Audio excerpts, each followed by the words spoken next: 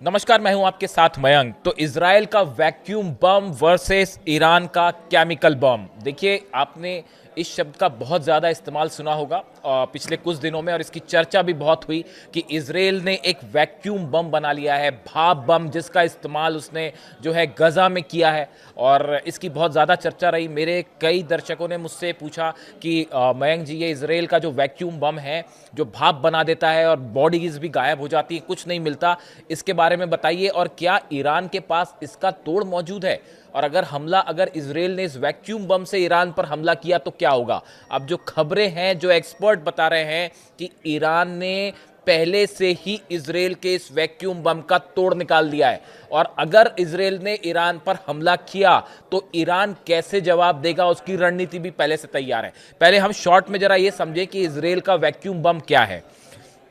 देखिए, जैसी खबरें आई कि इजराइल पर गाजा में वैक्यूम बम इस्तेमाल करने का आरोप लगा है, और ये बम हवा में एक बादल बनाता है। अगर सरल शब्दों में आप समझें ये वैक्यूम बम क्या है, देखिए, ये बम का जब इस्तेमाल होता है तो ये हवा में एक बादल जैसा एक आकृति बना देता है, और उसके बाद उसमें आग लग जाती है। इससे बहुत बड़ा आग का गोला बनता है और आसपास की हवा खींचकर या एक तरह का वैक्यूम बना देता है। जितने आसपास की हवा होती है वो इसको खींच लेता है और एक वैक्यूम बना देता है। इन धमाकों से तापमान 3500 डिग्री सेल्सियस तक पहुंच जाता है, और इन बमों में एल्यूमिनियम और मैग्नीशियम जैसे एलिमेंट्स होते हैं जो कुछ ही सेकंड में शरीर को जला देते हैं।